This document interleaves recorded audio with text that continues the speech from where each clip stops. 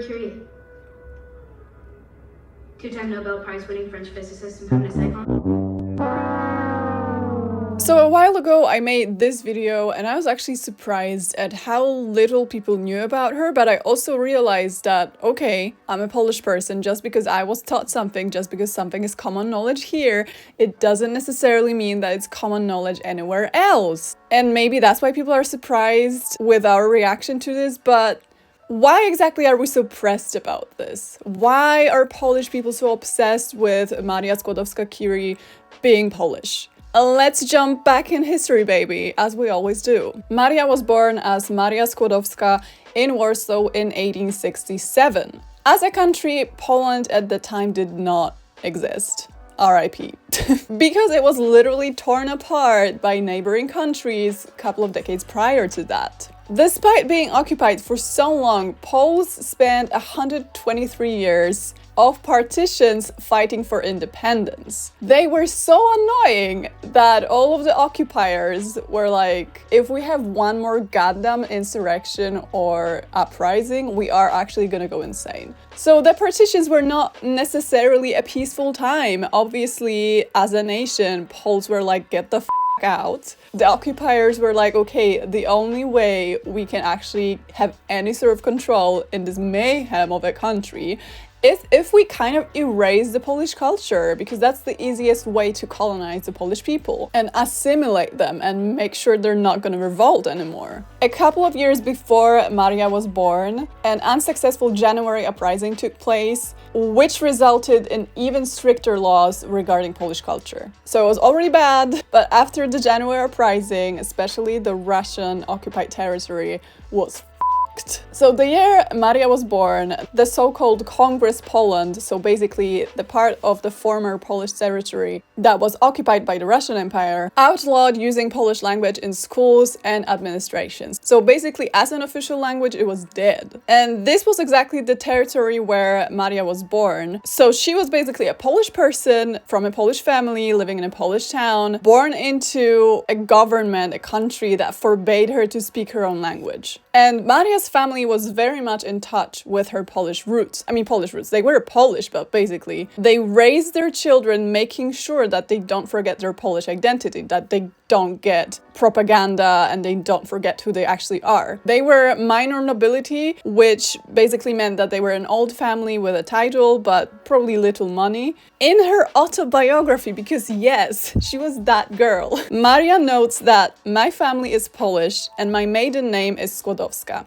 My parents are of minor nobility. In my homeland, this social class is quite vast, and the members of it, owners of small or medium countryside properties, are often related. So Maria enrolled at a school in Warsaw at the age of 10. And after that, she was a student of the Flying University, which was basically an underground, mostly female Polish university. Women at the time were not really allowed to access higher education by the authorities. So the Flying University was set up by Jadwiga Szczawińska-Dawidowa, who was a Polish activist. She was like, yeah, but what if I do want to study though? Like, what are you gonna do? So Jadwiga Szczawińska-Dawidowa attended secret classes on topics forbidden by the government, such as Polish history, Polish language. And inspired by this, she decided to set up a secret university, one that would allow women to get educated, basically. And the professors at the university were mostly Poles that were unable to work at the Russian-owned University of Warsaw, either because of their political affiliations or just because they were Polish or they had beef with the government, so they taught at the Flying University instead.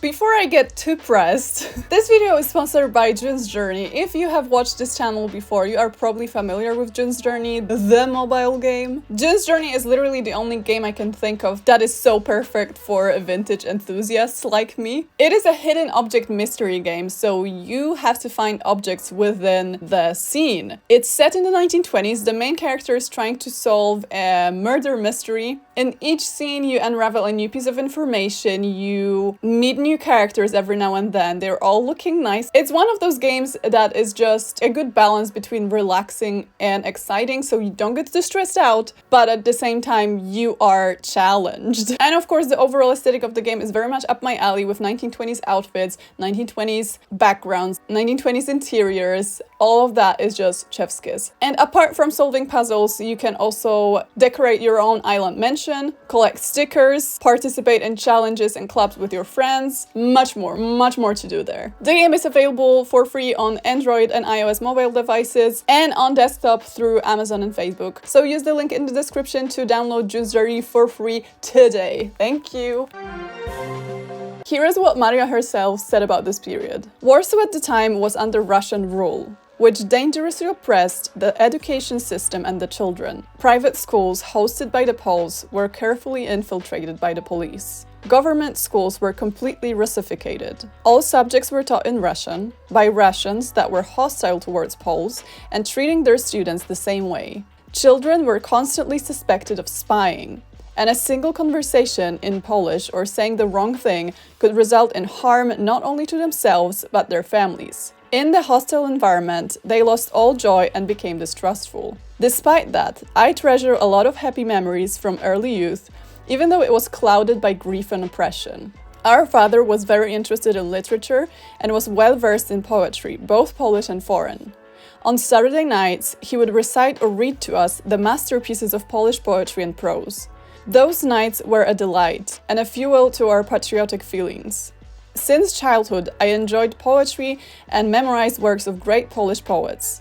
My favorites were Mickiewicz, Krasiński, and Słowacki. So she did all that, and then she was like, okay, I kind of want more. And everyone is always like, okay, but she studied in France, she got educated in France, like Poland didn't let her study because she was a woman. And okay, true, first of all, where did France get so much money to be able to educate those people? I wonder. Second of all, she was first educated by Polish lecturers, by Polish teachers, by her Polish family, attended a Polish school, a Polish university, and this is what inspired her to continue her education. And before she went on further with her education, Józef Boguski and Napoleon Milicer taught her the basics of analytical chemistry, which would later enable her to discover two new chemical elements. And it wasn't Polish authorities forbidding her to study, it was the Russian authorities forbidding her to study. And also, France at the time wasn't some enlightened paradise for female scientists. And it wasn't great for foreigners either. So despite Maria winning a Nobel Prize and many more accolades, she was still denied a place in the French Academy of Sciences in 1911. So like well into her career. She wasn't a beginner at that time.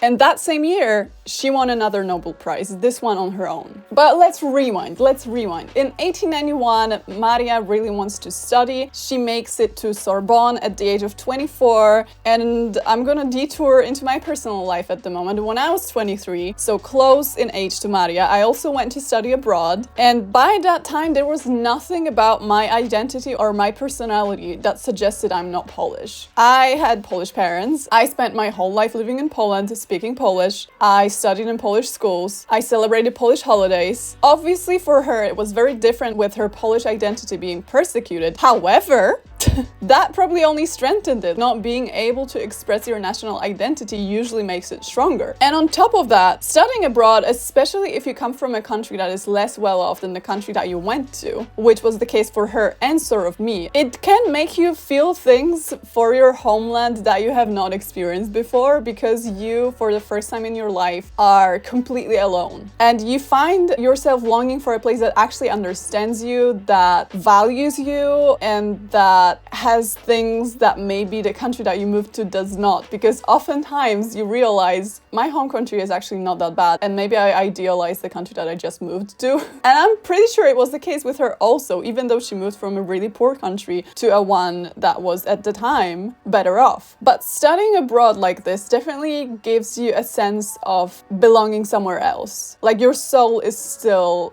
in your home country a lot of the time. And Maria dealt with that too, because she herself describes that, especially during her first year, she felt a little isolated and she mostly spent time with Polish people. She met with her Polish colleagues regularly and they would discuss politics because they were all very much into the national cause. None of the French people, none of the other people studying there could actually understand what it is like going through your country being occupied like this. So they were meeting and they were sort of bonding in this feeling of homesickness that they had, that they were all going through. And I only spent a year in Edinburgh, but if I stayed there after I finished my studies, and let's say I married a Scotsman, I lived a successful academic career there, I can't imagine being called a Scottish scientist. Like, that would just sound off to me. There are people that will appreciate that. There are people that will actually consider that to be appropriate to who they are and that would consider their new country their homeland. But for someone that genuinely identifies with their culture and nation, for someone really patriotic and raised like this, it would be very strange, I think. And Maria only gained French citizenship through marriage. Like, she married a French guy and that's how she became French. It wasn't some like honorary citizenship because she was a good scientist. And I don't think she considered it some kind of a big achievement. It's probably a little different if someone immigrates somewhere as a child, but if you've been in your home country long enough for it to shape you, for it to teach you everything you know, it definitely leaves a mark. I don't think you can just shake it off, become someone else, especially if you actually love your home country. And it did leave a mark, and we have receipts, because after studying at Sorbonne, Maria actually full-on planned to move back to Poland. Like, that was the original plan. And that was a plan that originally made her not accept a marriage offer from Marie Curie, because she was like, actually, I'm moving back to Poland, so that's not gonna happen. And even Pierre was like, I can move back with you, I can be a teacher, I don't care. But that plan didn't work out anyway, because Maria, being a woman, she was denied a place at the Krakow University, so they ended up staying in France. But still, originally, she wanted to go back after studies, even though she knew she probably had much better career prospects in France. Now, this is probably the most known fact from her like Polish side, but when Maria and her husband discovered their first chemical element, they named it polonium after Poland, which at the time didn't even officially exist, so it was kind of bold. And the Russian authorities definitely did not like that, because when she visited Warsaw in 1913, so like still before Poland regained independence, she was already a decorated scientist with 2 Nobel Prizes, and the Russian authorities just like straight up ignored her. There was like no official welcome, nothing. They were like, okay. Another fact about her, after her husband's death, when Maria was overwhelmed by work and she also was raising 2 children on her own, it sucked. So she had her father-in-law take care of the kids a little bit, but she was like, I need more help actually, I need to hire a governess.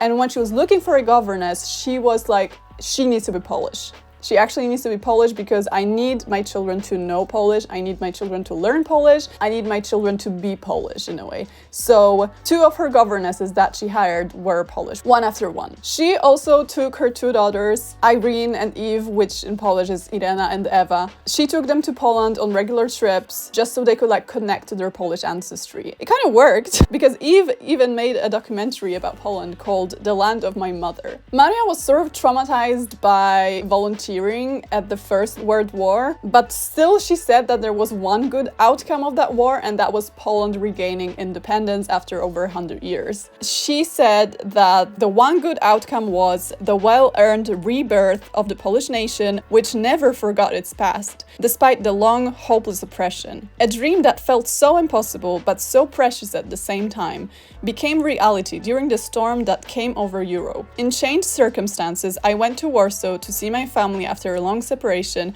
and visit the now free capital of Poland. And in the 1920s, she also pursued the foundation of the Radium Institute in Warsaw to make sure that her legacy is present also in her home country. Let's also discuss Maria's name, because I feel like that's a big part of the problem, and it's kind of pissing me off as a person with a Polish name. Just get it right. Anyway, when marrying Marie Curie, Maria did not give up her maiden name. That was pretty unusual for the period. Usually wives would just take their husband's name. She stayed with her maiden name and added her husband's name at the end of the name. But still in France, she would have been referred to as Madame Curie, despite still using her full name, because it was customary to refer to wives as Madame husband's name. So because of this custom, her maiden name was gradually forgotten because people would just not use it. One other factor is probably the fact that it's a Polish name, and Polish names just often get butchered, simplified, or dropped because they're too difficult. Like the famous Polish actress in the 19th century, Helena Modrzejewska,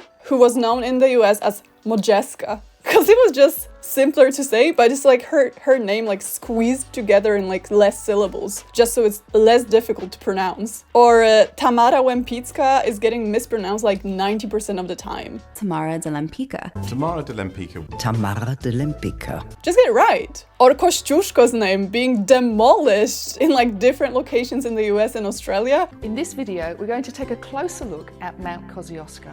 In the rural town of Kosciuszko. Kosciuszko is a small little town. Kościuszko. It's not even that hard. And having a Polish surname myself, I also have to deal with it over and over again. And like, okay, Polish is difficult, I get it. I honestly have no hard feelings for whoever mispronounces it. And even when someone does the research, it sometimes just does not sound correct at all. However, if someone dropped my last name because it was too hard, or maybe simplify it because it was too difficult, so I would be like, Zebro, I would be pretty upset, not gonna lie. Like, there's a lot of talk about actually learning difficult names, Nigerian surnames, or pronouncing Asian names correctly. Keep that same energy for her. Keep her name in. It's not that hard. It doesn't even have any of the weird consonants that we use all the time. And I personally think this is the main reason why Polish people are so pressed about Maria's Polish surname being omitted, because not only does it erase her Polish background, something that we're already fighting for people to remember, and something that she herself cared about, but also because we already deal with this stuff on a daily basis. When we're interacting with foreigners, it's always like, oh, did I get the, oh, that's so difficult, that's so weird. What if I call you this? Like, why does not even the official Nobel Prize page refer to her in her actual name? What is that? Now, additionally, Poland's history is fucked. We went through a lot of hardship, to put it mildly. We got obliterated several times. 90% of our national artifacts were like stolen. Okay, maybe not 90%, but a great amount. Architecture wrecked. Government sucked. Most of the time. We were poor, and we were treated by other countries as less than all the time. Our culture was persecuted, our language was persecuted. That is why when someone Polish has actually made it despite all that, when someone has become internationally recognized, when someone has become successful, someone has made an impact, someone is a person that people are like, oh yeah, they're Polish. We are very protective over their legacy simply because it just does not happen often, to be honest. And it's sad, but it's the truth. We were dealing with so much that we did not have the time and resources to actually put our foot in academia, in sciences, in inventions, and all that stuff. We just could not afford it, mentally and financially. Like, imagine how many Polish people were on a path to a discovery similar to Maria's, a massive scientific breakthrough, but they lacked the resources, they were denied a place at the university because they were Polish, they were persecuted, they were killed, they had been imprisoned for their whole lives. It just hurts to even think about it. It's like thinking about what your cities might have looked like if they haven't been bombed exceedingly. Maria's story is obviously very inspiring, so no wonder she was the base of many TV shows, many movies. Now guess how many of those cast Polish actresses? One from 2016. All of this combined is why we feel rage when we hear about simple things like the Beetlejuice scandal, because just get it right. Just get it right. It's not that hard. In light of all that, can we truly say